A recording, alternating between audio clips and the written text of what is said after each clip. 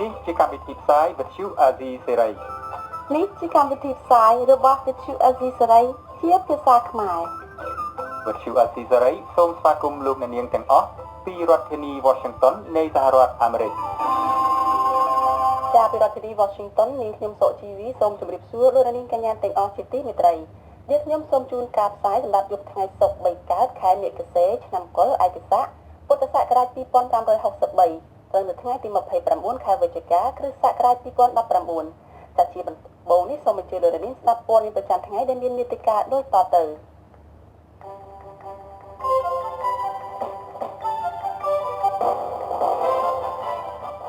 មន្ត្រីសិទ្ធិមនុស្សថាការផ្ដន់ទាបទោសកម្មជនសិទ្ធិការងារលោករដ្ឋមន្ត្រីគឺជារឿងអយុត្តិធម៌សកម្មជនការលេងនិយមលោកគង់រាយាត្រូវបានដោះលែងនៅក្រៅឃុំបណ្ដោះអាសន្នតែនៅជាប់លក្ខខណ្ឌតឹងរ៉ឹងមួយចំនួន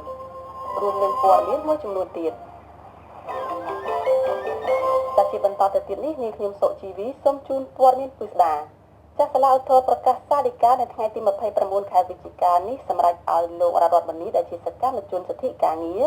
បន្តជាប់ឃុំតទៅទៀតក្រោមអំណាចសាលក្រមរបស់តុលាការរាជធានីភ្នំពេញចាមន្ត្រីសិទ្ធិមនុស្សថាការសម្ដែងនេះគឺជារឿងអយុត្តិធម៌សម្រាប់លោករដ្ឋមន្ត្រី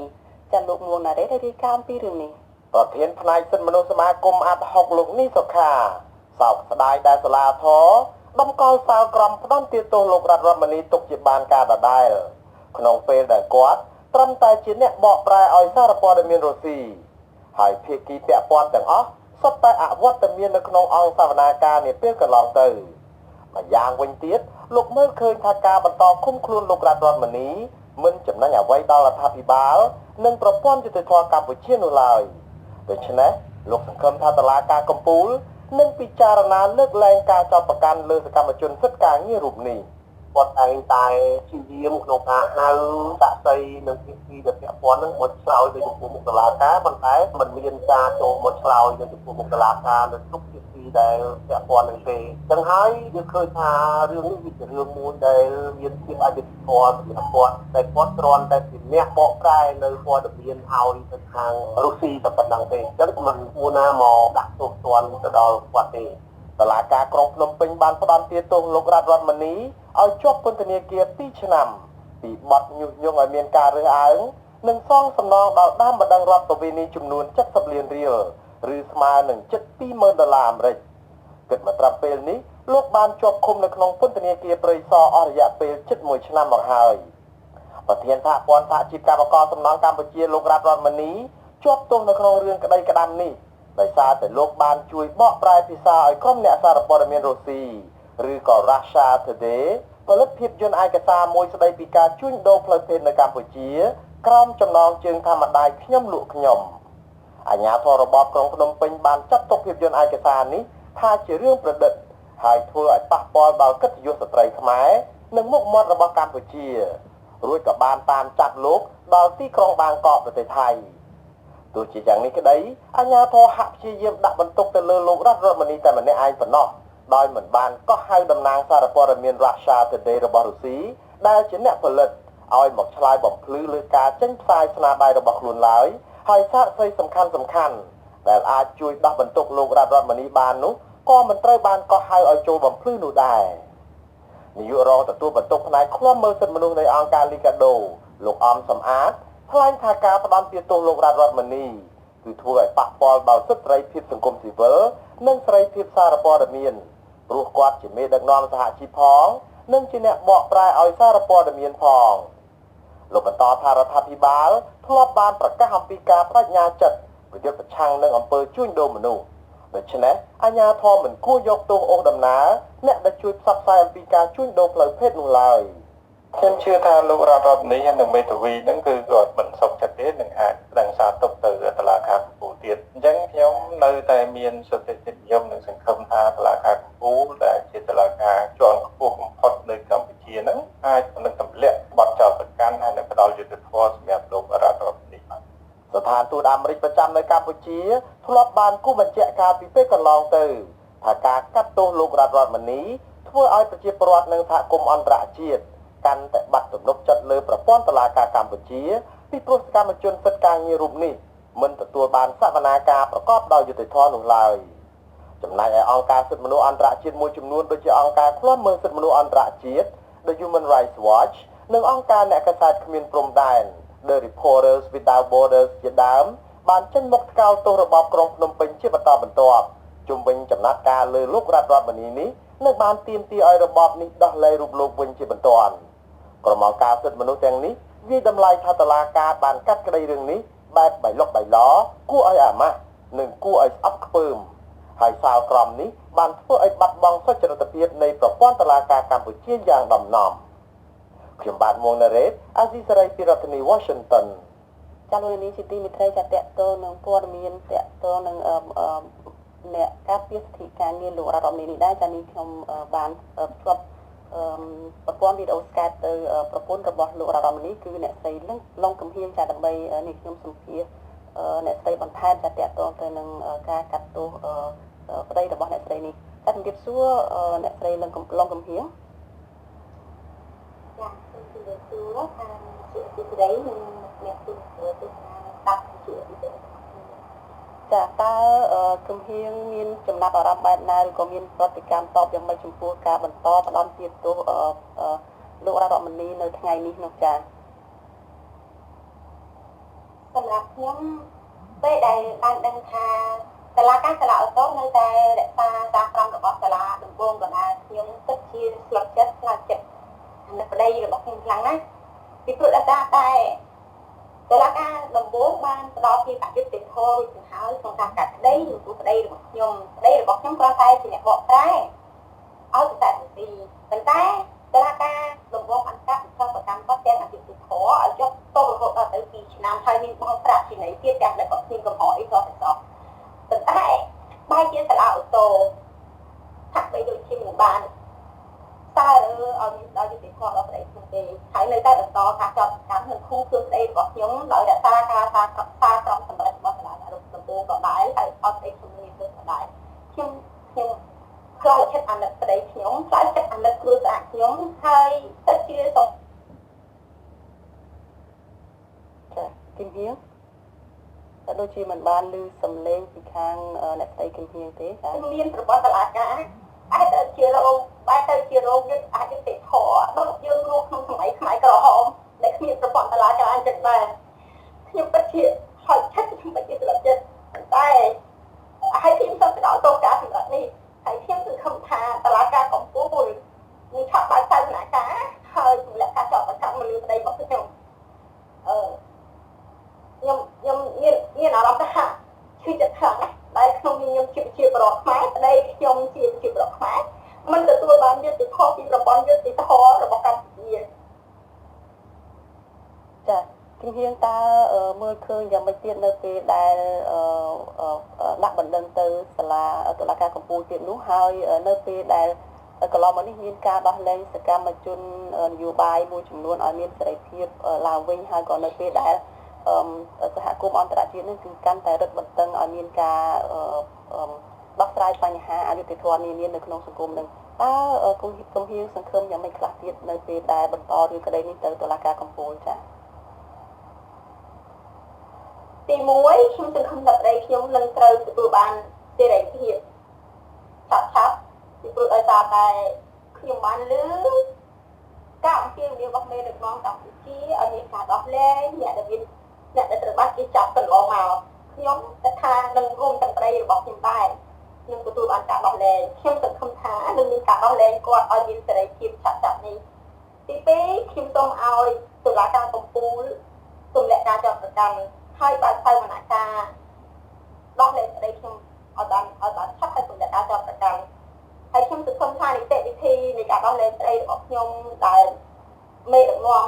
កម្ពុជានិយាយកន្លងមកថានឹងមានការដោះលែងអ្នកដែលត្រូវបានចាប់កន្លងមកហ្នឹងនឹងបានឆាប់នឹងបានលឿននឹងបានឆាប់ដើម្បីដោះលែងគាត់ចាចំពោះស្ថានភាពរស់នៅរបស់គឹមហៀងវិញតើមកដល់ពេលនេះរស់នៅយ៉ាងណាខ្លះហើយភាពអយុត្តិធម៌ដែលគឹមហៀងបានលើកឡើងហ្នឹងវាប៉ះពាល់ទៅដល់ជីវភាពរស់នៅយ៉ាងណាខ្លះដែរគឹមហៀងអយុត្តិធម៌ដែលបានកើតឡើងមកលើខ្ញុំហ្នឹងគឺធ្វើឲ្យខ្ញុំកូនប្រុសរបស់ខ្ញុំនិងប្តីរបស់ខ្ញុំត្រូវប្រព្រឹត្តគ្នាបែកគ្នារស់នៅឆ្ងាយពីគ្នាដូចជា ពលរដ្ឋយើងមួយចំនួនឬភាគច្រើនដែលបានបែកបាក់ប្រកាសគឺការសម័យខ្មែរក្រហមអញ្ចឹងហើយមួយទៀតធ្វើឲ្យខ្ញុំមិនអាចមានឱកាសស្ដីខ្ញុំមិនអាចមានឱកាសបង្កើនសមត្ថភាពខ្លួនឯងពង្រឹងជីវភាពគ្រួសារខ្លួនឯងមិនអាចធ្វើឲ្យខ្ញុំនិងប្តីរបស់ខ្ញុំអាចបន្តធ្វើការងារសង្គមរបស់ខ្ញុំបានវាជាផលប៉ះពាល់ខ្លាំងហើយធ្វើឲ្យខ្ញុំនឹងត្រូវបែកបាក់ប្រប្រាស់គ្នាពីដាក់ខាងណាធ្វើឲ្យខ្ញុំបាត់បង់ចំណូលបាត់បង់ការងារ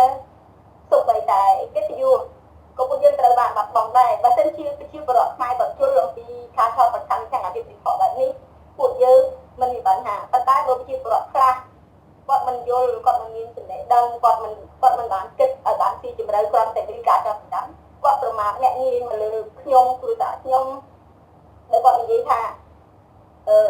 ហេតុអីបានធ្វើរឿងអញ្ចឹងហេតុអីបានផលិតរឿងហ្នឹងហេតុអីបានតែធ្វើអញ្ចឹងតែគាត់មិនបានគិតថា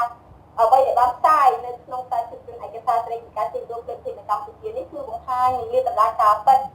លើកអំពីបញ្ហា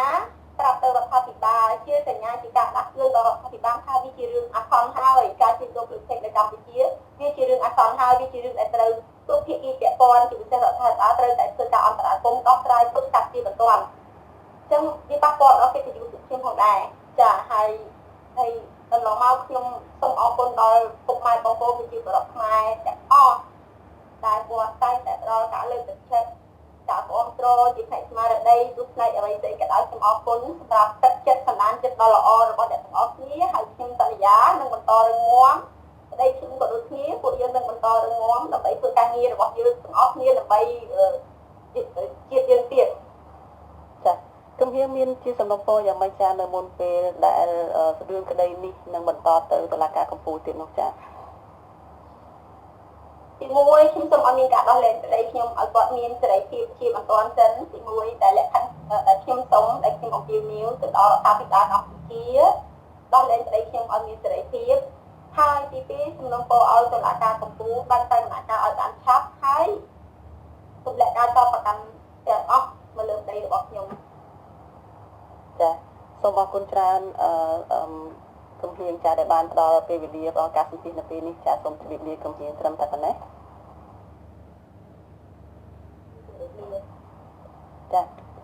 ចាលោកនាងជាទីមេត្រីនៅសល់តែ13ថ្ងៃទៀតនឹងដល់ថ្ងៃកំណត់គឺថ្ងៃទី12ខែធ្នូដែលគណៈកម្មការអឺរ៉ុបគ្រប់ពេលរដ្ឋាភិបាលកម្ពុជា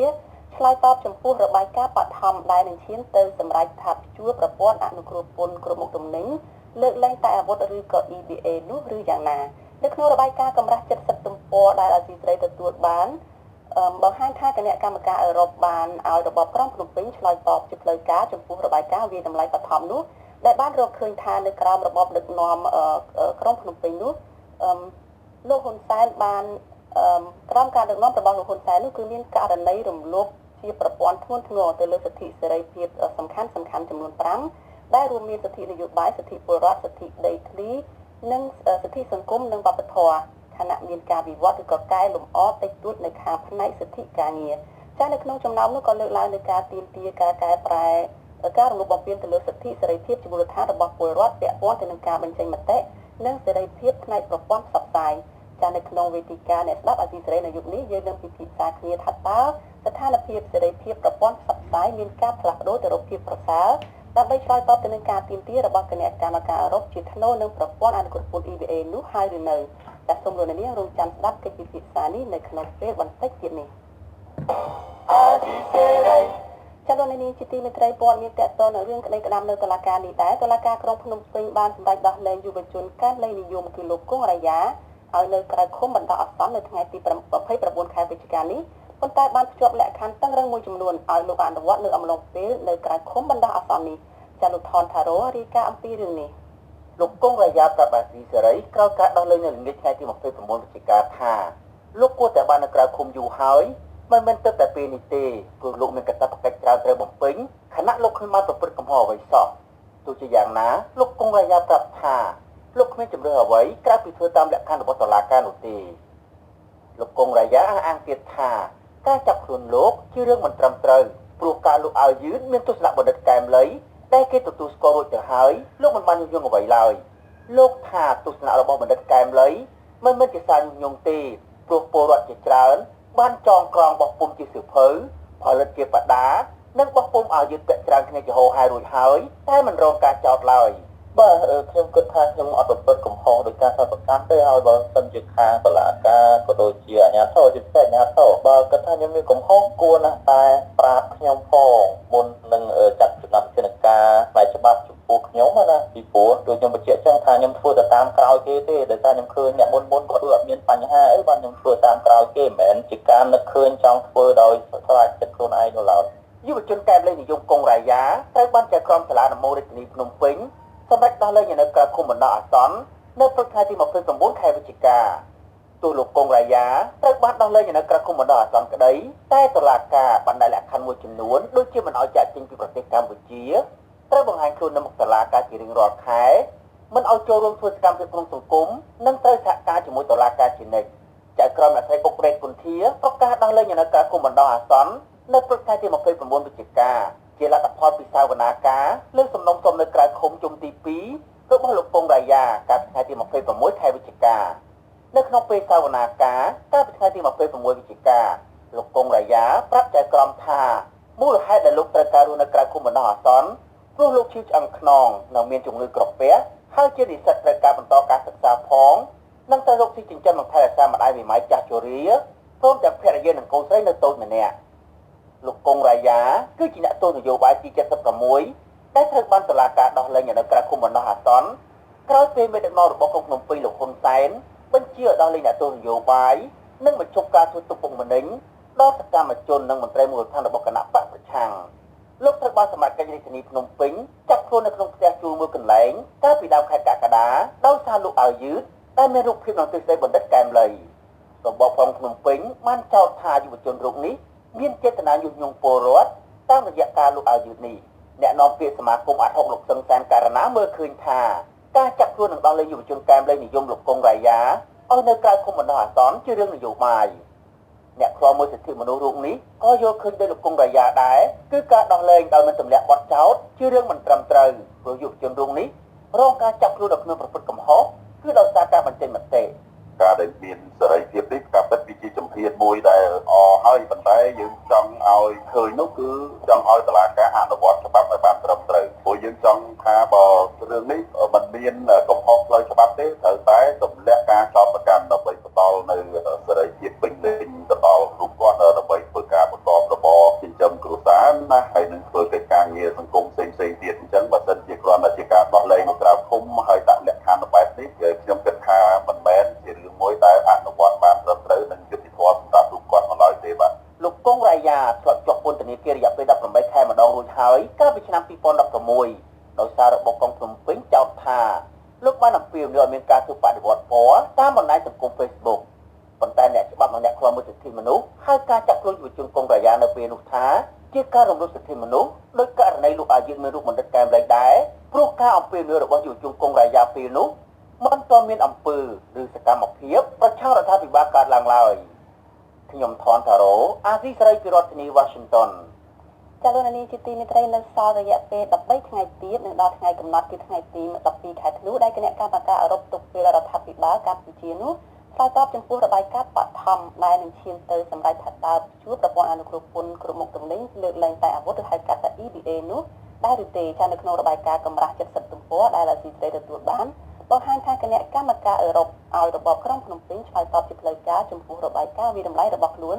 ដែលរកឃើញថាក្រោមការដឹកនាំរបស់លោកហ៊ុនសែនមានករណីរំលោភបំពានជាប្រព័ន្ធធ្ងន់ធ្ងរទៅលើសិទ្ធិសំខាន់ចំនួន5រួមមានសិទ្ធិនយោបាយសិទ្ធិពលរដ្ឋសិទ្ធិដីធ្លីសិទ្ធិសង្គមនិងវប្បធម៌ខណៈដែលមានការវិវត្តឬក៏កែលម្អតិចតួចនៅក្នុងផ្នែកសិទ្ធិការងារហើយនៅក្នុងចំណោមនោះក៏លើកឡើងនឹងការទាមទារឲ្យមានការកែប្រែការរំលោភបំពានទៅលើសិទ្ធិសេរីភាពជាមូលដ្ឋានរបស់ពលរដ្ឋពាក់ព័ន្ធទៅនឹងការបញ្ចេញមតិនិងសេរីភាពប្រព័ន្ធផ្សព្វផ្សាយ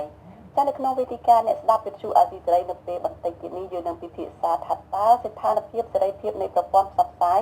មានការផ្លាស់ប្ដូរទៅរកភាពប្រសើរដើម្បីឆ្លើយតបទៅនឹងការទាមទាររបស់គណៈកម្មការអឺរ៉ុបជាថ្នូរនឹងប្រព័ន្ធអនុគ្រោះពន្ធ EBA នោះដែលហើយឬនៅចាសសូមលោកនាងរងចាំស្ដាប់កិច្ចពិភាក្សានេះនៅក្នុងពេលបន្តិចទៀតចាលោកនាងជាទីមេត្រីព័ត៌មានតកតងទៅនឹងសកម្មជនគណៈបកប្រឆាំងវិញម្ដងសកម្មជនគណៈបកប្រឆាំងដែលភៀសខ្លួននៅប្រទេសថៃប្រមាណ10នាក់នៅតែបន្តជួបជុំគ្នាពង្រឹងសាមគ្គីភាពដើម្បីត្រៀមខ្លួនទៅទទួលប្រធានស្ដីទីគណៈបកសង្គ្រោះជាតិលោកសំរងស៊ី ដែលសន្យាថានឹងវិលចូលស្រុកវិញសារជាថ្មីចាស់ពួកគេនៅតែអះអាងថានៅពេលដែលលោកសំរងស៊ីវិលចូលស្រុកនឹងធ្វើឲ្យវិបត្តិនយោបាយបានប្រសើរឡើងវិញចាស់សូមស្ដាប់សេចក្តីរាយការណ៍របស់លោកយុនសាមៀនអំពីរឿងនេះយុវជនគណៈបកប្រឆាំងដែលភៀសខ្លួនទៅប្រទេសថៃលើកឡើងថាការជួបជុំនេះដោយសារតែពួកគេចង់ឲ្យកម្ពុជាក្លាយជាប្រទេសមានច្បាប់ទម្លាប់ត្រឹមត្រូវនិងមានការអនុវត្តជឿនលឿនដោយប្រទេសប្រជាធិបតេយ្យលោកខាងលិចសមាជិកយុវជនគណៈបកសង្គ្រោះជាតិខេត្តកំពង់ចាមលោករិនរតថ្លែងនៅថ្ងៃទី29វិច្ឆិកាថាពួកគេមានគ្នា10នាក់ជាតំណាងយុវជនមកពីខេត្តកំពង់ចាមរាជធានីភ្នំពេញនិងបាត់ដំបងបានជួបប្រជុំគ្នានៅទីក្រុងបាងកកដើម្បីពង្រឹងសាមគ្គីភាពត្រៀមកម្លាំងទៅទទួលលោកសំរងស៊ីវិលចូលស្រុកវិញសាជាថ្មីលោកអះអាងថាអ្វីត្បិតតែកាលពីថ្ងៃទី9វិច្ឆិកាកន្លងទៅរបបក្រុងភ្នំពេញបានដាក់ពង្រាយកម្លាំងប៉ូលីសនិងទាហានគ្រប់ច្រកព្រំដែនដើម្បីរាំងស្ទប់ដល់ថ្នាក់ដឹកនាំគណៈបកនេះមិនឲ្យចូលដល់កម្ពុជាក្តីក៏ពួកគាត់នៅតែបន្តរងចាំទទួលលោកសំរងស៊ីវិលចូលស្រុកវិញដដែលពួកខ្ញុំត្រៀមខ្លួនអស់ហើយបដិញ្ញាហើយបើសិនជាលោកប្រធានសំរងស៊ីវិលនៅក្នុងខែ12ឬក្នុងខែណាតែគាត់នឹងដាក់ទម្រង់ផែនការវិលត្រឡប់ទៅថ្មីនេះគឺពួកខ្ញុំនឹងទៅអមដំណើរជួបមានរឿងអ្វីកើតឡើងមកលើពួកខ្ញុំជាយុវជននឹងក៏ដោយពួកខ្ញុំអត់មានថយទេមូលហេតុដោយសាររបបក្រុងភ្នំពេញគាត់អត់ឲ្យសិទ្ធិសេរីភាពពួកខ្ញុំនិយាយរួមទៅគឺខ្ញុំចង់ឲ្យគណៈបកសង្គ្រោះជាតិដំណើរការឡើងវិញនិងមានការដោះលែងលោកប្រធានគឹមសុខាឲ្យមានសេរីភាពនិងឲ្យតំណាងរាស្ត្រទាំងអស់និងសកម្មជននៅតាមមូលដ្ឋានអីចឹងឲ្យគាត់មានសិទ្ធិធ្វើនយោបាយឡើងវិញរីឯសមាជិកយុវជនគណៈបកសង្គ្រោះជាតិរាជធានីភ្នំពេញដែលបានចូលរួមពង្រឹងសាមគ្គីគ្នានេះដែរគឺលោកនាងសុខុនថ្លែងថាលោកបានភៀសខ្លួនទៅក្រៅប្រទេសជាង1ឆ្នាំហើយដោយសារតែអាជ្ញាធររបស់ក្រុងភ្នំពេញតាមធ្វើទុកបុកម្នេញធ្វើឲ្យលោកមិនអាចធ្វើសកម្មភាពនយោបាយបានឡើយលោករំពឹងថាកម្លាំងសាមគ្គីរបស់អ្នកគាំទ្រគណៈបកប្រឆាំងនឹងទទួលបានជោគជ័យក្នុងពេលឆាប់ៗខាងមុខនេះពីព្រោះលោកសំរងស៊ីជិតបានវិលត្រឡប់ទៅកម្ពុជាវិញហើយមិនមែនតែថ្ងៃនេះទេបងយើងបានប្រជុំក៏ដូចជាជួបជុំយុវជនយើងទាំងជួបផ្ទាល់ទាំងជួបតាមរយៈ social media ជាហូរហែទៅកិច្ចការហ្នឹងគឺយើងអាចបោះបង់បានទេព្រោះតែមេត្តាភូមិនិវត្តរបស់លោកប្រធានគាត់នៅតែដំណើរការអញ្ចឹងបងបាទចង់ឲ្យលោកប្រធានសំស៊ីគាត់ចូលទៅមេត្តាភូមិកម្ពុជាដើម្បីនាំយកប្រជាធិបតេយ្យជូនជាតិក៏ដូចជាជូនពលរដ្ឋខ្មែរស្គាល់អំពីពន្លឺនៃលទ្ធិប្រជាធិបតេយ្យយ៉ាងពិតប្រាកដនៅបងបាទមន្ត្រីនាំពាក្យគណៈបកកណ្ដាលអំណាចបន្តតាមសម្ដីរបស់លោកហ៊ុនសែនដែលអំពាវនាវឲ្យអ្នកគាំទ្រគណៈបកប្រឆាំងវិលចូលស្រុកនិងចេញមកសារភាពដើម្បីទទួលបានការលើកលែងទោសអ្នកនាំពាក្យគណៈបកប្រជាជនកម្ពុជាលោកសុកអេសានអះអាងថាអ្នកគាំទ្រគណៈបកប្រឆាំងដែលភៀសខ្លួនទៅថៃគួរតែត្រឡប់ទៅផ្ទះវិញខិតខំធ្វើការងាររកប្រាក់ចំណូលដោះស្រាយជីវភាពគ្រួសារប្រសើរជាងពីព្រោះលោកជឿជាក់ថាលោកសំរងស៊ីមិនហ៊ានត្រឡប់ទៅកម្ពុជាវិញឡើយខ្ញុំនិយាយតាំងពីដើមទីមកមិនមែនគិតនិយាយក្រោយថ្ងៃ9វិច្ឆិកានេះទេខ្ញុំថាបើតន់ទឹកនឹងហ៊ានទៅពីជីវិតអត់ថយក្នុងការចូលទៅអាហ្នឹងវាអត់ងាប់ទេគាត់ថាគេចាប់ដាក់គុកតែប៉ុណ្ណោះពីព្រោះដីកាតុលាការមានរួចហើយ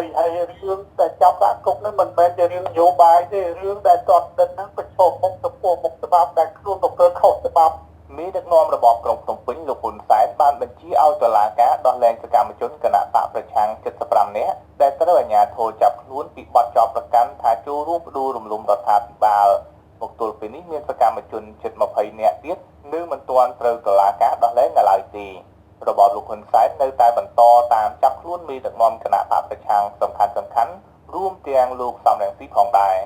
អ្នកនាំពាក្យសមាគមការពារសិទ្ធិមនុស្សអាត6លោកសង្សានករណាមានប្រសាសន៍ថាអ្វីត្បិតតែថ្មីនេះរដ្ឋាភិបាលបានបន្ធូរបន្ថយលក្ខខណ្ឌមួយចំនួនដល់លោកកំសថាប្រធានគណៈបកសង្គ្រោះជាតិនិងដោះលែងសកម្មជនគណៈបកប្រឆាំងជាច្រើនអ្នកក្តីក៏ស្ថានភាពនយោបាយនៅកម្ពុជាហាក់មិនទាន់ប្រសើរនៅឡើយពីព្រោះពួកគេមិនទាន់មានសិទ្ធិពេញលេញដោយពលរដ្ឋដទៃទៀតនៅឡើយយើងឃើញថាការដោះលែងទាំងអស់នោះគឺជាសេរីភាពមួយគឺបន្តអាសន្នទេមិនមែនជាសេរីភាពពេញលេញក្នុងការផ្ដល់សិទ្ធិសេរីភាពឲ្យពួកគាត់ធ្វើសកម្មភាពនយោបាយអ្វីបាននោះទេអញ្ចឹងដរាបណានៅតែមានសេរីភាពមួយដែលមានលក្ខខណ្ឌបែបនេះយើងយល់ថាកម្ពុជានៅអត់ទាន់មានការបែបនៅសិទ្ធិសេរីភាពយ៉ាងទូលំទូលាយដើម្បី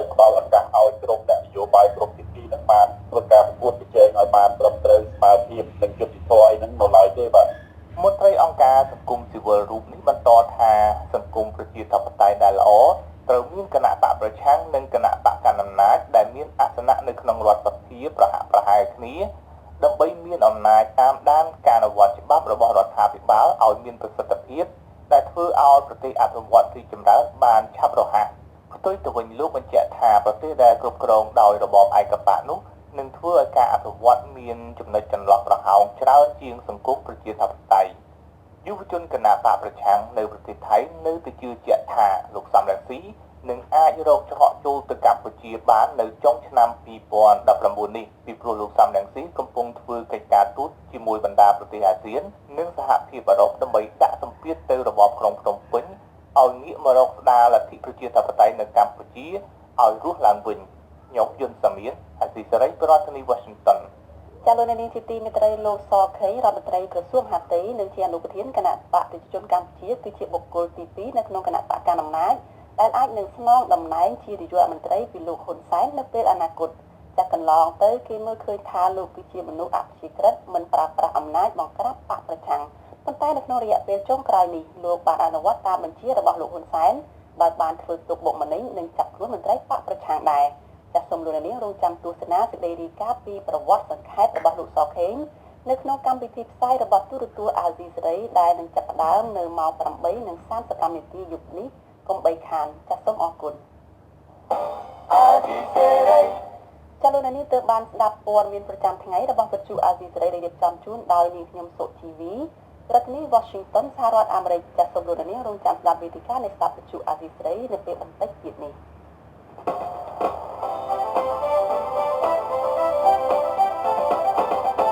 ចាលោកនាងជាទីមេត្រីចាជាបន្តទៅទៀតនេះគឺជាវេទិកាអ្នកស្ដាប់អាស៊ីសេរី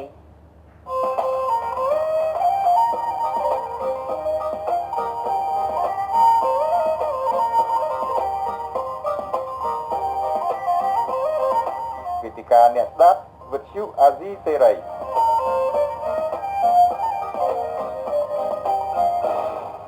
ចានេះខ្ញុំសុជីវីសូមជម្រាបសួរសាជាថ្មីទៅដល់ប្រិមិត្តអ្នកស្ដាប់អាស៊ីសេរីទាំងអស់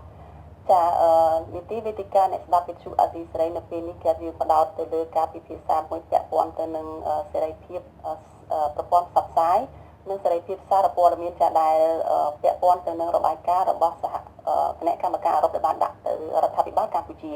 ចាដូច្នេះនៅសល់តែ13ថ្ងៃទៀតទេដែលនឹងថ្ងៃដល់ថ្ងៃកំណត់គឺថ្ងៃទី12ខែធ្នូដែលគណៈកម្មការអឺរ៉ុបទុកពេលរដ្ឋាភិបាលកម្ពុជាឆ្លើយតបចំពោះរបាយការណ៍បឋមដែលនឹងឈានទៅសម្ដេចព្យួរប្រព័ន្ធអនុគ្រោះពន្ធគ្រប់មុខទំនិញលើកលែងតែអាវុធឬហៅកាត់ថា EBA នោះតែនៅក្នុងរបាយការណ៍កម្រាស់70ទំព័រនោះបញ្ជាក់ថាអាជ្ញាធរនៅក្រោមការដឹកនាំរបស់លោកហ៊ុនសែនបានរំលោភធ្ងន់ធ្ងរនឹងជាប្រព័ន្ធទៅលើគោលការណ៍ដែលមានចែងនៅក្នុងមាត្រា19នៃកតិកាសញ្ញាអន្តរជាតិស្តីពីសិទ្ធិពលរដ្ឋសិទ្ធិនយោបាយក្នុងសេចក្តីសន្និដ្ឋានរបស់គណៈកម្មការអឺរ៉ុបនៅក្នុងផ្នែកនេះក៏បានបញ្ជាក់ដែរថារដ្ឋាភិបាលមិនបានចាត់វិធានការឬក៏ដាក់ថ្នាំឲ្យត្រូវទៅចំកន្លែងដែលមានជំងឺដែលត្រូវព្យាបាលនោះឡើយចានៅក្នុងវេទិកាអ្នកស្ដាប់យុគនេះចាយើងនឹងពិភាក្សាថាតើស្ថានភាពនៃសេរីភាពប្រព័ន្ធផ្សព្វផ្សាយមានការផ្លាស់ប្ដូរទៅរកភាពប្រសើរដើម្បីឆ្លើយតបទៅនឹងការទាមទាររបស់គណៈកម្មការអឺរ៉ុបដែលជាថ្នូរនឹងប្រព័ន្ធអនុគ្រោះពន្ធ EBA នោះហើយឬនៅចាត់ភ្ញៀវរបស់យើងនៅក្នុងការពិភាក្សានេះមានពីររូបចាគឺលោកណូវីដែលជានាយកផ្នែកប្រព័ន្ធផ្សព្វផ្សាយនៃមជ្ឈមណ្ឌលកម្ពុជាដើម្បីប្រព័ន្ធផ្សព្វផ្សាយឯករាជ្យដែលហៅកាត់ថា CCIM និងលោកសឹងសែនករណាចាដែលជាអ្នកនាំពាក្យនៃសមាគមសិទ្ធិមនុស្សអាត6ចាលោកទាំងពីរនឹងចូលមកជជែកនៅក្នុងវេទិកាអ្នកស្ដាប់អាស៊ីសេរីនៅយប់នេះតាមប្រព័ន្ធទូរស័ព្ទចាសូមជម្រាបសួរលោកទាំងពីរពីចម្ងាយបាទជំរាបសួរលោកស្រីសុជីវីបាទចាសូមអរគុណចានៅក្នុងរបាយការណ៍របស់គណៈកម្មការអឺរ៉ុបដដែលនោះក៏បានរំលេចថានៅក្នុងផ្នែកសេរីភាពនៃប្រព័ន្ធផ្សព្វផ្សាយនេះគឺមានករណីដែលជាភ័ស្តុតាងជាច្រើនបង្ហាញថាមានការរំលោភសិទ្ធិសេរីភាពនិងការធ្វើទុកបុកម្នេញដែលបង្កើតឡើងដោយអាជ្ញាធររដ្ឋទាំងនោះរួមមានការចាត់ឃុំខ្លួនអ្នកសារព័ត៌មានដោយសារតែការបំពេញការងារការកោះហៅឬក៏ហៅទៅសាកសួរនៅចំពោះមុខចៅក្រមការចោទប្រកាន់តាមផ្លូវតុលាការការផ្ដន់ទាបទោសនិងវិធានការរំបន្ទឹងសកម្មភាពក្រមវិជ្ជាជីវៈសារព័ត៌មានជាដើមលើសពីនេះក៏មានករណីសម្លាប់អ្នកសារព័ត៌មានអ្នកវិភាគដែលបញ្ចេញមតិតាមប្រព័ន្ធផ្សព្វផ្សាយដែលមិនទាន់មានការស៊ើបអង្កេតឲ្យបានត្រឹមត្រូវពេញលេញនិងឯករាជ្យដើម្បីផ្ដល់យុត្តិធម៌ដល់ពួកគេនៅឡើយក្រៅពីនេះក៏មានករណីបិទការផ្សាយរបស់វិទ្យុក្នុងស្រុកនិងការធ្វើទុកបុកម្នេញក្រោមហេតុផលផ្សេងៗដែលនាំឲ្យបិទទ្វារស្ថាប័នព័ត៌មានឯករាជ្យនោះថែមទៀត ចាស់សំណួរជាដំបូងរបស់នាងខ្ញុំនេះគឺតកតងទៅនឹងការថាតើស្ថានភាពការធ្វើទុកបុកម្នេញផ្នែកប្រព័ន្ធផ្សព្វផ្សាយនោះបានស្ថិតមកដល់កម្រិតណាហើយនៅពេលនេះនៅពេលដែលយើងឃើញថាក៏មានករណីដោះលែងអ្នកសារព័ត៌មានមួយចំនួនឲ្យនៅក្រៅឃុំបណ្ដោះអាសន្នរួចហើយនោះដែលក្នុងនោះមានទាំងអតីតនាយកព័ត៌មានរបស់អាស៊ីសេរីគឺលោកយាសុធារិននិងលោកអ៊ុនឈិននិងលោកចនតិចកសិនដែលបានទទួលការប្រទានការលើកលែងទោសពីព្រះមហាក្សត្រនាពេលកន្លងមកហើយក៏មានការបើកផ្លូវឲ្យមានការផ្សាយរបស់វិទ្យុសម្លេងសហរដ្ឋអាមេរិកនៅក្នុងជាការជួលមកផ្សាយនៅក្នុងវិទ្យុក្នុងស្រុកជាដើមនោះចាសសូមចាប់ផ្ដើមពីលោកណូវីថាតើមកដល់ពេលនេះស្ថានភាពនៃការធ្វើទុកបុកម្នេញឬការរដ្ឋបិទទៅលើប្រព័ន្ធផ្សព្វផ្សាយនោះស្ថិតនៅកម្រិតណាមានការប្រែប្រួលអីយ៉ាងម៉េចខ្លះដែរទេចាលោកណូវីសូមជឿអរគុណអ្នកនាងសុជីវីបាទសូមជម្រាបសួរដល់ប្រិយមិត្តដែលកំពុងតាមដានស្ដាប់ដែរជាការចាត់ជុំឃើញមិញនេះគឺអ្នកនាងសុជីវីបានធ្វើការរំលឹកពីក៏ដូចជាបង្ហាញពីការវិវត្តជាវិជ្ជមានខ្លះៗដែលយើងឃើញអំពីការបើកចំហបន្តិចឡើងវិញនៃលំហសេរីភាពសារព័ត៌មាននៅក្នុងប្រទេសកម្ពុជាយើងហ្នឹងក្រោយពីមានការដោះលែងឲ្យនៅក្រៅគុំលោកជាទីរិននិងលោកប៊ុនឈិននេះយើងឃើញមានការបើកឲ្យមានការជួបជជែកគ្នារវាងតំណាងវិទ្យុ VOA ក៏ដូចជាតំណាងវិទ្យុអសិរ័យជាដើមក្នុងន័យមួយនៃការដែលវិទ្យុទាំងពីរនេះអាចឈានត្រឡប់មកការផ្សាយនៅលើរលកធាតុអាកាសវិទ្យុ FM ឡើងវិញដើម្បីជំនាញថាប្រជាពលរដ្ឋលោកបន្តទទួលបានព័ត៌មានក៏ដូចជាការផ្សព្វផ្សាយនាដែលធ្វើឲ្យមានភាពចម្រុះនៃការផ្សព្វផ្សាយឡើងវិញសម្រាប់សង្គមកម្ពុជារបស់យើងនេះគឺជាការវិវត្តមួយថ្មីប៉ុន្តែការវិវត្តនេះគឺវាមិនទាន់គ្រប់គ្រាន់ទេដោយសារតែយើងគិតថាវាគួរតែមានការឲ្យមានដូចជាឧទាហរណ៍រឿងទាក់ទងជាមួយនឹងអាជ្ញាប័ណ្ណសម្រាប់វិទ្យុ FM នៅក្នុងប្រទេសកម្ពុជាយើងដែលកន្លងមកក្រសួងលោកធ្លាប់បានតបពីម្ចាស់ស្ថានីយ៍វិទ្យុហ្នឹងគួរតែផ្ដល់អាជ្ញាប័ណ្ណឲ្យពួកគាត់ឡើងវិញដែរហើយចំណុចនេះទៀតទាក់ទងជាមួយនឹងពាក្យបណ្ដឹងនៅមួយករណីនៅតុលាការសម្រាប់លោកយានធីរិននិងលោកឈិនលោកគួរតែត្រូវបានទម្លាក់ចោលតែម្ដងហើយមិនត្រឹមតែប៉ុណ្ណោះខ្ញុំទើបតែឃើញថាមានការចោទប្រកាន់ក្បង់ផ្ដាល់ថ្មីទៀតលើអ្នកសារព័ត៌មានមួយរូបនៅខេត្តមណ្ឌលគិរីដូច្នេះខ្ញុំគិតថាអ្នកសារព័ត៌មានមិនគួរត្រូវបានក្បង់ផ្ដាល់ឬក៏ចោទប្រកាន់ដោយសារតែការបំពេញភារកិច្ចរបស់គាត់នៅក្នុងការរីកានៅព័ត៌មានដែលកើតមានឡើងទៅដល់ថ្នាក់ដឹកនាំរដ្ឋាភិបាលឲ្យបានជំរុញទេដូច្នេះគួរតែមានការប្រើប្រាស់ច្បាប់ស្តីពីរបបសារព័ត៌មាននេះឲ្យមានប្រសិទ្ធភាពជាជាងការបន្តការក្រមទៅមិនទាន់ដែលធ្វើទុកបុកម្នេញទៅលើអ្នកសារព័ត៌មានបាទចា៎ដោយសារតែលោកណូវីបានលើកឡើងពីការប្រើប្រាស់ផ្លូវច្បាប់ដើម្បីធ្វើទុកបុកម្នេញទៅលើអ្នកសារព័ត៌មាននេះចា៎នៅក្នុងរបាយការណ៍របស់គណៈកម្មការអឺរ៉ុបហ្នឹងក៏បានលើកឡើងថាសេរីភាពនៃការបញ្ចេញមតិឬក៏សេរីភាពពាក់ព័ន្ធនឹងការផ្សព្វផ្សាយហ្នឹងគឺមានមួយចំនួនការរដ្ឋបិទហ្នឹងគឺធ្វើឲ្យថមថយសេរីភាពនៃការបញ្ចេញមតិនៅផ្នែកនេះគឺមានច្បាប់មួយចំនួនគឺបានលើកឡើងក្នុងនោះក៏មានច្បាប់គណៈបកនយោបាយក៏ជាប់ពាក់ព័ន្ធដែរច្បាប់ស្តីពីសហជីពច្បាប់ស្តីពីរបបសារព័ត៌មាននិងច្បាប់ស្តីពីទូរគមនាគមន៍ជាដើមតែជាមួយគ្នានេះក៏មានករណីចោទប្រកាន់អ្នកសារព័ត៌មានពាក់ព័ន្ធនឹងការបញ្ចេញមតិគឺការចោទប្រកាន់ការបញ្ចេញមតិរបស់ពួកគាត់ឬការផ្សព្វផ្សាយព័ត៌មានរបស់ពួកគាត់នោះត្រូវរងការចោទប្រកាន់ពីបទមានគំនិតទុច្ចរិតជាមួយបរទេសការញុះញង់អន្តរជាតិបទអក្រិតជាអាតបទបរិហាគេតែចំពោះករណីផ្នែកច្បាប់នេះនេះខ្ញុំសូមងាកទៅលោកសង្សានករណាថាតើមានសញ្ញាថាមានការកែប្រែនៅក្នុងចំណោមច្បាប់ទាំងអស់នេះដើម្បីឲ្យមានការបន្ធូរបន្ថយឬក៏ធ្វើឲ្យសេរីភាពនៅក្នុងការបញ្ចេញមតិឬក៏សេរីភាពផ្នែកសារព័ត៌មាននិងប្រព័ន្ធផ្សព្វផ្សាយហ្នឹងបានមានស្ថានភាពល្អប្រសើរយ៉ាងម៉េចខ្លះឬក៏នៅតែមានការរដ្ឋបិទខ្លាំងនៅឡើយទេចាលោកសង្សានករណាបាទសូមអរគុណលោកស្រីសុភីហើយសូមជម្រាបសួរលោកណូវីបាទជាវិក្កាមផងបាទខ្ញុំសម្រាប់ខ្ញុំក្នុងការដែលមើលជ្រុងនៃការផ្នែកអនុវត្តច្បាប់ហើយនឹងវិទ្យាធម៌សង្គមនឹងឬក៏ខាងស្លំមើលសិទ្ធិមនុស្សយើងមើលឃើញសញ្ញានៅមិនទាន់មានថាមានការកែប្រែនៅឡើយទេពួកយើងមិនដឹងថាតើ ខ្លះថាសេរីភាពសារព័ត៌មាននេះមានសេរីភាពគ្រប់គ្រាន់ក្នុងការបំពេញតួនាទីឬក៏វិជ្ជាជីវៈគាត់នឹងបានល្អប្រសើរឡើងដែលពេលយើងពិនិត្យមើលពីខាងដើមមកវិញយើងឃើញហើយក្នុងការចាត់ការឬក៏វិធានការរដ្ឋបတ်ទៅលើសេរីភាពសារព័ត៌មាននេះនៅកម្ពុជាយើងនឹងគឺអាស្រ័យទៅលើអ្នកនយោបាយបើជាពិសេសខាងគណៈបកកណ្ដាលជាដើមនឹងឯងហើយយើងឃើញថាប្រសិនជាស្ថានភាពនយោបាយមានភាពតានតឹងអញ្ចឹងទៅគឺចាប់ផ្ដើមរដ្ឋបတ်ទៅលើសារព័ត៌មានដែលមានប្រជាប្រិយភាពជាដើមដូចយើងពិនិត្យមើលទៅលើកន្លងមកដូចជាវិទ្យុអស៊ីសេរីជាដើមបានបិទការិយាល័យអញ្ចឹងទៅខាង Cambodia Daily ហើយយើងឃើញថាសារព័ត៌មានដែលពលរដ្ឋនិយមមួយចំនួនហ្នឹងបានបដូរម្ចាស់បដូរអញ្ចឹងទៅហើយយើងឃើញថាភាពឯករាជ្យភាពហើយនឹងអាជីវកម្មភាពគាត់នឹងចាប់ដើមបាត់បង់ទៅហើយបញ្ហាទាំងអស់នេះយើងអត់ទាន់ឃើញមានការស្ដារឡើងវិញដោយវិធានការច្បាស់លាស់ណាមួយទៀតអញ្ចឹងខ្ញុំយល់ថាទោះបីមានស្ថានភាពរៀងថាវាធូរស្រាលបន្តិចក៏ប៉ុន្តែអ្វីទាំងអស់អត់មានភាពយូរទាត់ទេអាចនឹងវិលត្រឡប់ទៅវិញទៅស្ថានភាពដើមវិញបើសិនជាមិនមានការរៀបចំប្រព័ន្ធណាមួយដែលធានាឲ្យសេរីភាពសារព័ត៌មាននេះអាចមានការរស់រវើកឡើងវិញនឹងបានព្រោះយើងមើលឃើញទៅអ្វីទាំងអស់នោះហាក់ដូចជានៅតែមានការស្នើទៅអ្នកនយោបាយដោយភ្ជាប់លក្ខខណ្ឌនេះលក្ខខណ្ឌនោះជាដើមអញ្ចឹងកាលណាមានលក្ខខណ្ឌរបៀបនេះខ្ញុំយល់ថាសេរីភាពសារព័ត៌មានដែលស្ថិតនៅក្រោមលក្ខខណ្ឌមិនមែនជាសេរីភាពពិតប្រាកដដែលពួកគេបានអនុវត្តទូនាទីបានល្អទេគឺនៅរងសម្ពាធភ្ជាប់ជាមួយទៅនឹងការបាត់បង់ឯករាជ្យភាពហើយអភិជាក្រិតភាពហើយនឹងការប្រឈមរបស់ពួកគាត់ជាដើមនឹងឯងដែលនៅពេលដែលគាត់សុំព័ត៌មានទៅស្ថាប័នពាក់ព័ន្ធមានការរើសអើងជាដើមអញ្ចឹងទៅហើយមានការចុះបំពេញទូនាទីរបស់គាត់ត្រូវបាន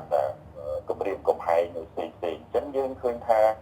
ស្ថានភាពនេះនៅតែមិនទាន់ឲ្យខ្ញុំមើលឃើញថាវាមានភាពល្អប្រសើរដែលគួរឲ្យទុកចិត្តបានទេបាទចាអរគុណច្រើនលោកសង្សានករណាចានេះខ្ញុំសូមងាកមកលោកណុកវីវិញចាចំពោះស្ថានភាពផ្លូវច្បាប់ដូចនេះខ្ញុំបានលើកឡើងខាងដើមហ្នឹងថាតើមានការកែប្រែយ៉ាងម៉េចខ្លះទេទាក់ទងទៅនឹងការធ្វើមិនធានាឲ្យសិទ្ធិសេរីភាពអ្នកសារព័ត៌មានឬក៏ប្រព័ន្ធផ្សព្វផ្សាយឬក៏សេរីភាពផ្នែកផ្សព្វផ្សាយនឹងបានល្អប្រសើរដោយតាមការទាមទាររបស់គណៈកម្មការអឺរ៉ុបនោះចាយ៉ាងម៉េចទៅហើយចាជារួមសម្រាប់ស្ថានភាពរឿងច្បាប់ផ្សេងៗដែលទាក់ទងនឹងលំហសេរីភាពសម្រាប់អ្នកសារព័ត៌មាននេះខ្ញុំមើលឃើញថាមានការវិវត្តទៅជួយប៉ុន្តែខ្ញុំអ្វីដែលលើកឡើងគឺថាជារួមអ្នកសារព័ត៌មានលោកនៅតែប្រឈមជាមួយនឹងសកម្មភាពនៃការរដ្ឋបတ်របស់អាជ្ញាធរនៅមូលដ្ឋាននៅផ្សេងៗដូចជាមានការខ្វាត់ខ្លួនចំពោះអ្នកយកព័ត៌មានរបស់ VOD ក៏ដូចជាការតាមឃ្លាំមើលចំពោះសកម្មភាពនៃការយកព័ត៌មានពីប្រជាពលរដ្ឋនៅមូលដ្ឋានដើម្បីផ្សព្វផ្សាយតែពិតអ្វីដែលជាគោលដៅគឺយើងមានការផ្សព្វផ្សាយព័ត៌មានដែលជាប្រយោជន៍ជាទីទៅគឺគិតថារដ្ឋាភិបាលក៏លោកទទួលបានផលប្រយោជន៍ពីការដើរតួនាទីរបស់អ្នកសារព័ត៌មានឲ្យជ្រាបដែរដូច្នេះសកម្មភាពនៃការចុះយកព័ត៌មាននៅហ្នឹងគួរតែមានការគ្រប់គ្រងខ្ញុំបានឃើញអំពីឆន្ទៈមួយរបស់រដ្ឋាភិបាលនៅក្នុងការមានបំណងគឺវិសោធនកម្មច្បាប់ស្តីពីរបបសារព័ត៌មានគឺជាការវិវត្តមួយជាវិជ្ជាដែរពីព្រោះកន្លងមកខ្ញុំឃើញថាច្បាប់នេះគឺមិនសូវមានប្រសិទ្ធភាពសម្រាប់អ្នកសារព័ត៌មានយល់រួមគឺមិនមានផលប្រយោជន៍ប្រមាណទេសម្រាប់អ្នកសារព័ត៌មានដូច្នេះការធ្វើវិសោធនកម្មច្បាប់នេះគួរតែមានការចូលរួមជាពិសេសអ្នកសារព័ត៌មានខ្លួនឯងផ្ទាល់ហើយគួរតែមានស្តង់ដារមួយដែលអាចប្រើប្រាស់និងជាប្រយោជន៍សម្រាប់អ្នកសារព័ត៌មានមួយវិញទៀតយើងឃើញមានដំណើរការវិវត្តទៅចំពោះសេចក្តីព្រាងច្បាប់ស្តីពីសិទ្ធិទទួលព័ត៌មានទោះយ៉ាងណាខ្ញុំសង្ឃឹមថារដ្ឋាភិបាលជំរុញសេចក្តីព្រាងច្បាប់នេះឈានទៅធ្វើការអនុម័តគ្រាន់តែថាជារួមបើសិនជាយើងពិនិត្យមើលអំពីចំណុចអាចថាវាជាផ្នែកមួយនៃអវិជ្ជមានវាមានខ្លះដែរដូចជាឧទាហរណ៍ការលើកឡើងក៏ដូចជាការធ្វើស្ដារនៃច្បាប់ស្តីពី ព័ត៌មានខ្លាំងៗឬមួយក៏ច្បាប់សេចក្តីព្រាងច្បាប់ស្តីពីCybercrime Law ហ្នឹងគឺជាផ្នែកមួយដែលយើងមានការបារម្ភដោយសារតែយើងគិតថាសេចក្តីព្រាងច្បាប់ទាំងអស់ហ្នឹងបើសិនជាកង្វះឲ្យមានការចូលរួមពីអ្នកសារព័ត៌មានខ្លះក៏ដូចជាភាគីពាក់ព័ន្ធផ្សេងៗទៀតវានឹងអាចចូលរួមរឹតបន្តឹងឬមួយក៏រដ្ឋបတ်កម្មទៅខ្លាំងឡើងចំពោះការអនុវត្តសេរីភាពរបស់អ្នកសារព័ត៌មានដូចជាច្បាប់មួយចំនួនដែលកំពុងតែបន្តរដ្ឋបတ်នឹងត្រូវបានប្រើប្រាស់លើកទៅហើយហ្នឹងគឺច្បាប់ស្តីពីក្រមព្រហ្មទណ្ឌឬមួយក៏ច្បាប់ស្តីពីTelecommunication Law អីចឹងជាដើមនេះគឺជាអ្វីមួយដែលយើងមានការបារម្ភបាទចាអរគុណច្រើនលោកលោកវីចានេះខ្ញុំសូមរំលឹកបន្តិចចាតកតងទៅនឹងអ្វីដែលបានលើកឡើងនៅក្នុងរបាយការណ៍របស់គណៈកម្មការអឺរ៉ុបចានៅក្នុងរបាយការណ៍របស់គណៈកម្មការអឺរ៉ុបដែលបានលើកឡើងថាសេរីភាពការបញ្ចេញមតិឬក៏សេរីភាពផ្នែកសារព័ត៌មានឬក៏ប្រព័ន្ធផ្សព្វផ្សាយនេះគឺមានសារៈសំខាន់ណាស់នៅក្នុងការដែលជាមូលដ្ឋានសម្រាប់គោលការណ៍គ្រឹះនៃប្រជាធិបតេយ្យចំណែកក្រុមប្រឹក្សាសិទ្ធិមនុស្សអន្តរជាតិក៏បានចាត់ទុកសេរីភាពគំនិតឬក៏សេរីភាពបញ្ចេញមតិគឺជាលក្ខខណ្ឌដែលមិនអាចខ្វះបានទេនៅក្នុងការអភិវឌ្ឍធនធានមនុស្សចាសេរីភាពទាំងពីរនេះគឺមានសារៈសំខាន់សម្រាប់គ្រប់សង្គមទាំងអស់ដែលបង្កើតមូលដ្ឋានសម្រាប់សង្គមសេរីនិងប្រជាធិបតេយ្យចាសេរីភាពបញ្ចេញមតិនិងសេរីភាពផ្នែកគំនិតនេះគឺមានទំនាក់ទំនងគ្នាយ៉ាងជិតស្និទ្ធហើយការបញ្ចេញមតិគឺជាយានសម្រាប់នៅក្នុងការផ្លាស់ប្ដូរនិងការអភិវឌ្ឍគំនិតចាសេរីភាពសារព័ត៌មានគឺបង្កើតចេញពីធាតុសំខាន់នៃការបញ្ចេញមតិដោយសេរីការទទួលស្គាល់ការវែកញែកផ្នែកនយោបាយការវិភាគទៅលើកិច្ចការរបស់បុគ្គលម្នាក់ៗឬក៏កិច្ចការសាធារណៈដែលជាអត្ថប្រយោជន៍របស់សង្គមនិងការពិភាក្សាអំពីសិទ្ធិមនុស្សវិជ្ជាជីវៈសារព័ត៌មានដែលសុទ្ធសឹងតែជាផ្នែកនៃការពារទៅដល់សេរីភាពនៃការបញ្ចេញមតិនោះចាឥឡូវនេះខ្ញុំសូមទទួលអ្នកស្ដាប់របស់យើងម្នាក់ពីខេត្តកំពតចាដែលសូមមិនបញ្ចេញឈ្មោះដែលគាត់គឺជាអ្នកដែលរងផលប៉ះពាល់ពីការដែលមិនបានទទួលព័ត៌មានគ្រប់ជ្រុងជ្រោយចាសូមជម្រាបសួរលោកចា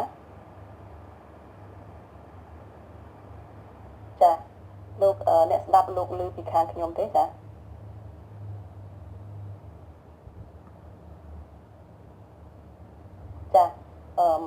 មិនអាចតាក់ទងលោកបានទេប្រហែលជាលោកមិនបានឮពីខាងខ្ញុំចាអញ្ចឹងនេះខ្ញុំសូមបន្តទៅពិភាក្សាតទៅទៀតចាដោយងាកមកលោកសឹងសានករណាវិញចាលោកសឹងសានករណាតាក់ទងទៅនឹងករណីដែលជាការលើកកម្ពស់សិទ្ធិសេរីភាពនៅក្នុងការបញ្ចេញមតិដោយនេះខ្ញុំបានជម្រាបជូនមិញអញ្ចឹងគឺថាវាជាមូលដ្ឋានគ្រឹះនៃ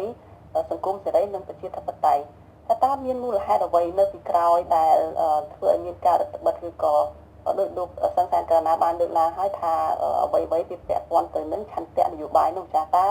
អ្វីខ្លះទៀតដែលលោកគិតថាវាជារឿងដែលធ្វើឲ្យប៉ះពាល់ទៅដល់ការរដ្ឋបិទឬក៏ការគៀបសង្កត់ទៅលើសិទ្ធិសេរីភាពនៃការបញ្ចេញមតិឬក៏សេរីភាពសារព័ត៌មានឬប្រព័ន្ធផ្សព្វផ្សាយអីហ្នឹងចាបាទក្នុងនេះខ្ញុំសូមបញ្ជាក់ចេះបន្ថែមបើយើងនិយាយនៅក្នុងហ្នឹងគឺគេហៅសេរីភាពមូលដ្ឋានហ្នឹងសេរីភាពមូលដ្ឋានគឺមាន3ហ្នឹងដែលគេបដោតនោះគឺទី1គេហៅថាសេរីភាពក្នុងការជួបប្រជុំឬក៏ប្រមូលផ្តុំអីហ្នឹងហើយសេរីភាពទី2នោះគឺសេរីភាពខាងសមាគមហើយសេរីភាពទី3គឺសេរីភាពបញ្ចេញមតិក្នុងនេះយើងឃើញហើយដូចជាកន្លងមកយើងនិយាយពីការប្រមូលផ្តុំគាត់នៅការបើកវគ្គអប់រំផ្សព្វផ្សាយនៅក្នុងមូលដ្ឋានអីជាដើមហ្នឹងយើងឃើញថាមានការតានកន្លែងខ្លះរហូតដល់មានការផ្អាកឲ្យមានធ្វើសកម្មភាពពាក់ព័ន្ធនឹងការអប់រំអីទៀតហើយការជួបប្រជុំតវ៉ាយើងឃើញថាមានតិចតួចមែនទែនហើយបើរឿងពាក់ព័ន្ធទៅនឹងបញ្ហានយោបាយឬតែអត់តែម្ដងបើយើងឃើញមានការជួបប្រជុំតពីជាប្រមូលផ្តុំជាតវ៉ារឿងដីធ្លីឬពាក់ព័ន្ធទៅនឹងកម្មករយើងឃើញថាមានការទាមទារខ្លះតែបើរឿងផ្នែកនយោបាយគឺជាមិនមានតែម្ដងក្នុងរយៈកាលហ្នឹងហើយក្នុងនេះបើយើងនិយាយពីខាងសេរីភាពសមាគមនោះបើយើងពិនិត្យមើលឡើងវិញគឺមានការរដ្ឋបတ်គេតាមមានការបង្ហាញពីចាប់ផ្ដើមនៃការបង្កើតច្បាប់បង្ការសង្គមស៊ីវិលម្លេះហើយមាត្រាមួយចំនួននេះក៏បានយកជាហៅថាជាលេខចង់ធ្វើដើម្បីធ្វើការចាត់វិធានការទៅលើអង្គការសង្គមស៊ីវិលណាដែល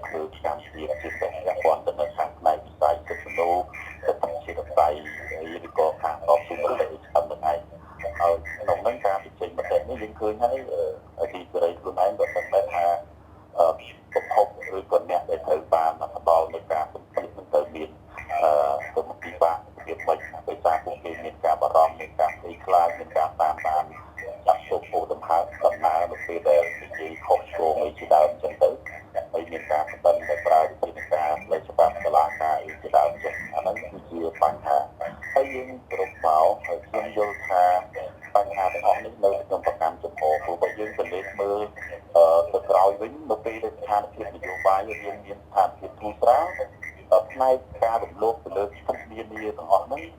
គឺយើងឃើញថាមានភាពគូប្រៅដែរនេះគឺជាលក្ខណៈកម្មមួយដែលយើងអាចជាបានហើយបើសិនជាស្ថានភាពនយោបាយមានការតាមតឹងរវាងការប្រគល់ប្រជែងនយោបាយគឺទស្សនៈសង្គមទាំងពីរហ្នឹងក៏ណាមានការតាមតឹងខ្លាំងយើងឃើញថាមានវិធានការបានចាត់ជាការរៀលហោតាំងពីខាងអង្គការសង្គមស៊ីវិលក៏ទៅទទួលរងគ្រោះទៅខាងអ្នកសារព័ត៌មានហ្នឹងក៏ត្រូវទទួលរងគ្រោះជាងទៅសហគមន៍ដីធ្លីហ្នឹងក៏ទទួលរងគ្រោះទៅហើយខាងអ្នកសហគមន៍ដែលធ្វើកម្មជាផ្នែកនយោបាយហ្នឹងគឺរងគ្រោះជាបន្តបន្ទាប់ទៅនឹងខ្ញុំនៅតែមានគឺហេតុផលពីក្រោយគឺមានអីក្រៅពីការដែលចំនួននយោបាយដើម្បីប្រកួតប្រជែងគ្នាក្នុងការឈ្មោះទៅកាន់ការដឹកនាំប្រទេសក៏ការពីទៅលើការដឹកនាំរបស់ខ្លួនតែប៉ុណ្ណឹងខ្ញុំយល់ថាវាបញ្ហាសំខាន់គឺត្រង់នេះឯងអ្វីដែលយើងឃើញគឺត្រង់ហ្នឹងតែបើសិនជាយើងចង់បាននោះគឺយើងចង់ឃើញថាកម្ពុជាមានប្រព័ន្ធមួយត្រឹមត្រូវហើយមានការពីរដ្ឋនូលើកស្ទួយនិងគោរពសិទ្ធិមនុស្សទៅតាមកាតព្វកិច្ចរបស់ខ្លួនដែលបានផ្ដល់សេចក្ដីបានទៅលើអនុសញ្ញានានា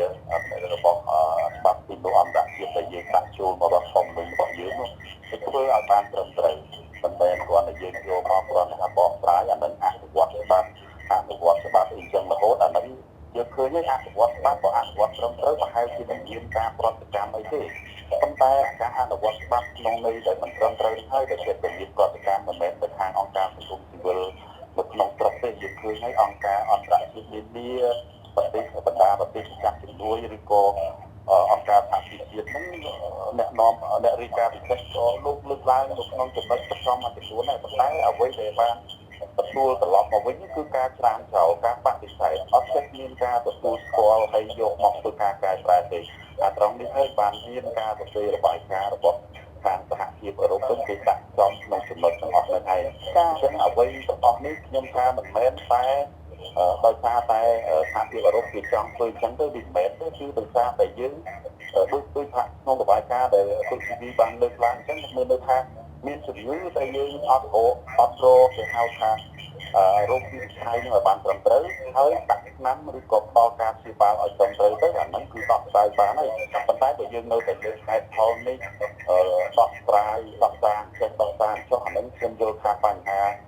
ទាំងអស់ហ្នឹងគឺអត់អាចមានដំណោះស្រាយបានទេគឺនៅតែរបៀបហ្នឹងឯងហើយអ្វីដែលព្រួយបារម្ភទៅខាងមុខគឺយើងនឹងមានបញ្ហាជាច្រើនទៀតអាចនឹងកើតមានឡើងបន្តពលរដ្ឋកម្ពុជាឬក៏អីច្រើនហើយបាទចាអរគុណលោកកាណាលើ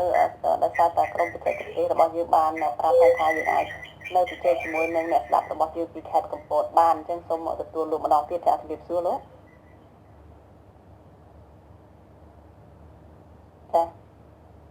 ចាដោយសារតែប្រហែលជាបញ្ហាបច្ចេកទេសដែលយើងមិនអាចជជែកជាមួយនឹងអ្នកស្ដាប់របស់យើងបានចា៎នេះខ្ញុំសូមបន្តទៅពិភាក្សាបន្ថែមទៀតទាក់ទងទៅនឹងការអនុវត្តច្បាប់ឬក៏ឆន្ទៈនយោបាយនៅក្នុងបរិបទនយោបាយនៅកម្ពុជានេះចាសូមងាកមកលោកនុកវីវិញចាដោយសារតែ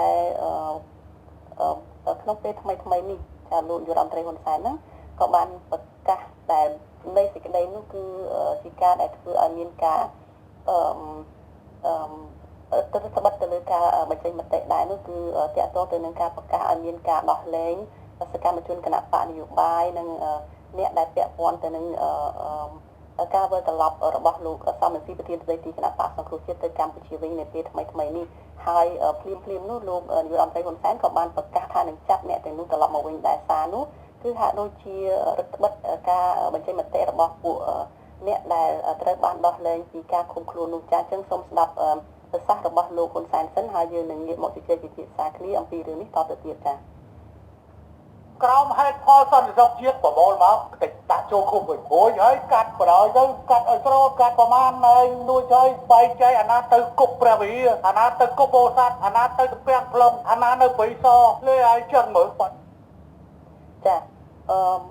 ពីមុនមកចាលោកលោកវីក៏បានលើកឡើងដែរថាគឺមានការកែប្រែភាសាមួយចំនួនហើយចាក្រាន់បើមួយចំនួនហើយទាក់ទងទៅនឹងសេរីភាពនៃការបញ្ចេញមតិឬក៏សេរីភាពសារព័ត៌មាននេះប៉ុន្តែចុងក្រោយនេះគឺសម្ដីរបស់លោកយុរដ្ឋមន្ត្រីហ៊ុនសែនហ្នឹងគឺនៅតែបញ្ជាក់ថា ថាការនេះនៅតែមានការរដ្ឋបិទទេតើលោកនុកវីអាចមើលឃើញថានឹងមានការដោះស្រាយបញ្ហាផ្នែកការរដ្ឋបិទសិទ្ធិសេរីភាពផ្នែកប្រព័ន្ធផ្សព្វផ្សាយនិងសេរីភាពសារព័ត៌មាននេះអាចនឹងមានការប្រែប្រួលឬការផ្លាស់ប្ដូរឲ្យទាន់ពេលវេលាចំពោះតម្រូវការរបស់គណៈកម្មការអឺរ៉ុបដែលឲ្យឆ្លើយតបនៅក្នុងពេល13ថ្ងៃតទៅមុខទៀតនេះដែរទេចា៎ខ្ញុំផ្ទាល់ជាបច្ចុប្បន្នផ្ទាល់ខ្លួនខ្ញុំទេក្នុងនាមជាពលរដ្ឋមួយរូបនៅក្នុងសង្គមនឹងគឺថាខ្ញុំយល់ឃើញថាតកតងជាមួយនឹងការប្រឹងប្រែងមួយចំនួនដូចយើងដឹងហើយថារឿង EBA រឿង GST នេះគឺជារឿងមួយដែលមានសារៈសំខាន់ណាស់សម្រាប់ជីវភាពរបស់ប្រជាពលរដ្ឋយើងហើយតកតងជាមួយនឹងដំណើរការនៃការអភិវឌ្ឍសង្គមនេះក៏ជាផ្នែកមួយយ៉ាងសំខាន់ដែរពីព្រោះ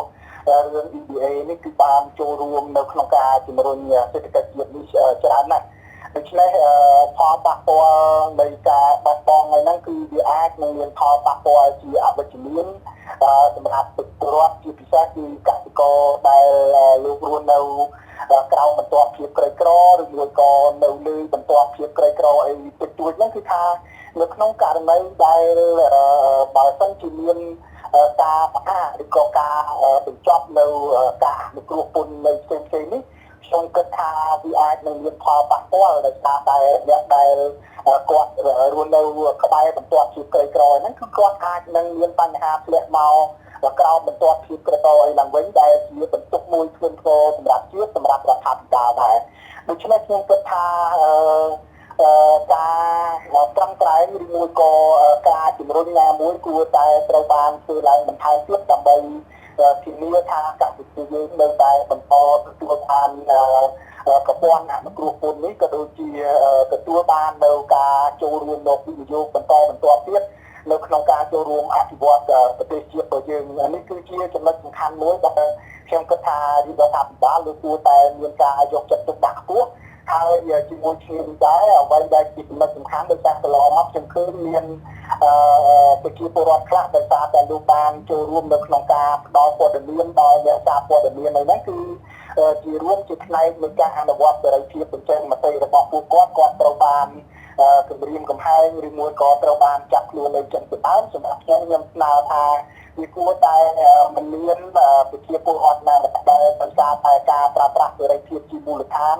របស់ពួកគាត់នៅក្នុងការចូលរួមកែលម្អឬមួយក៏ចូលរួមផ្ដល់ព័ត៌មានពិតនៅក្នុងសង្គមហ្នឹងគឺត្រូវបានធ្វើទុកបុកម្នេញនេះខ្ញុំគិតថាវាជាចំណុចមួយដែលនឹងជំរុញឲ្យប្រជាពលរដ្ឋហ្នឹងគឺលែងហ៊ានផ្ដល់នៅមតិរិះគន់ស្ថាប័ននានាក៏ដូចជាអាចនឹងធ្វើឲ្យមានភាពផុយស្រួយកាន់តែខ្លាំងឡើងនៅក្នុងការអភិវឌ្ឍដោយសារតែខ្វះនៅអ្នកដែលជួយនៅតាមខ្លំមើលក៏ដូចជាផ្ដល់ព័ត៌មានពីហេតុផលនៃផលប៉ះពាល់ផ្សេងៗទៅដល់ប្រជាពលរដ្ឋក៏ដូចជាទៅដល់អ្នកផ្សេងទៀតដែលខ្ញុំជឿថា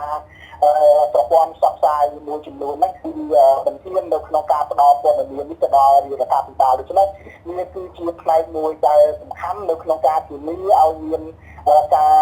ចូលរួមសេរីភាពចូលរួមបញ្ចេញមតិក៏ដូចជាធានាឲ្យលំហនៃសភាពបញ្ចេញមតិហ្នឹងត្រូវបានបើកឲ្យមានការប្រើប្រាស់ឡើងវិញដែរចា៎លោកនុកវីបានលើកឡើងច្រើនពីការដែលចង់ឲ្យមានការផ្លាស់ប្ដូរនៅក្នុងការបញ្ចេញមតិដោយសេរីនិងគ្មានការភ័យខ្លាចចាប៉ុន្តែនេះខ្ញុំសូមងាកថយក្រោយមកបន្តិចទាក់ទងទៅនឹងករណីឃាតកម្មលើអ្នកសារព័ត៌មាននិងអ្នកវិភាគដែល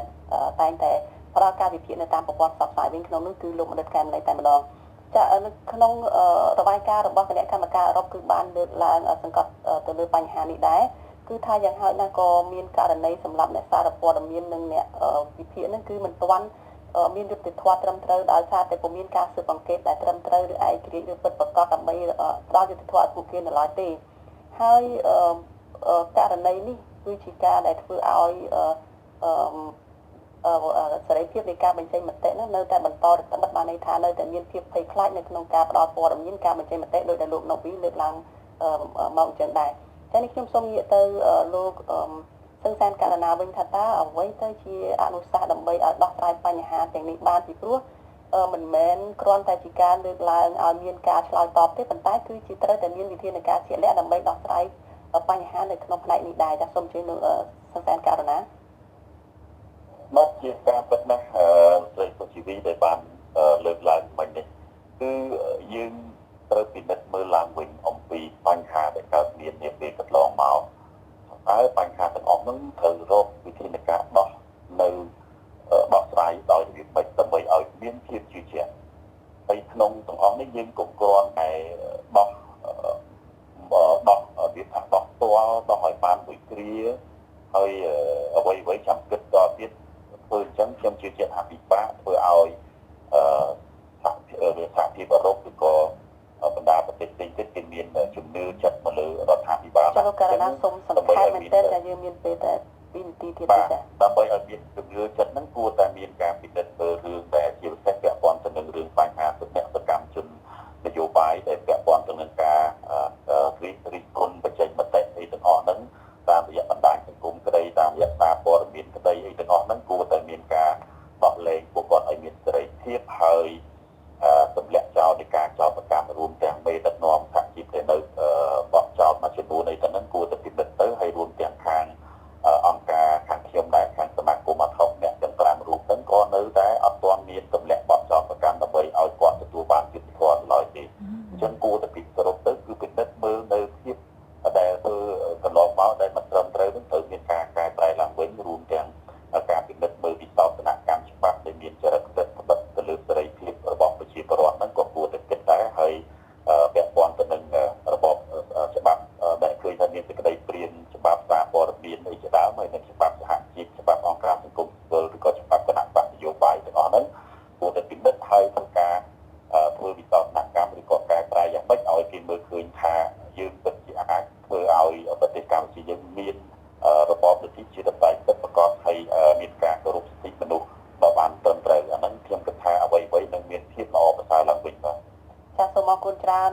លោកសង្សានករណាចានេះខ្ញុំក៏សូមការអធិស្ឋានពីប្រិយមិត្តអ្នកស្ដាប់ដែរចាដោយសារតែយើងមិនអាចទទួលអ្នកស្ដាប់បានទេនៅយុគនេះដោយសារតែមានបញ្ហាផ្នែកបច្ចេកទេសគឺយើងមិនអាចស្ដាប់គ្នាបាននៅក្នុងការ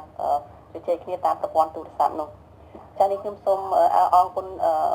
វិក្កាមទាំងពីររូបគឺលោកមណុកវីនិងលោកសង្សានករណាចាដែលបានចំណាយពេលវេលាចូលរួមកិច្ចពិភាក្សាយើងនៅយុគនេះចាសូមជម្រាបលាលោកត្រឹមតែប៉ុណ្ណេះ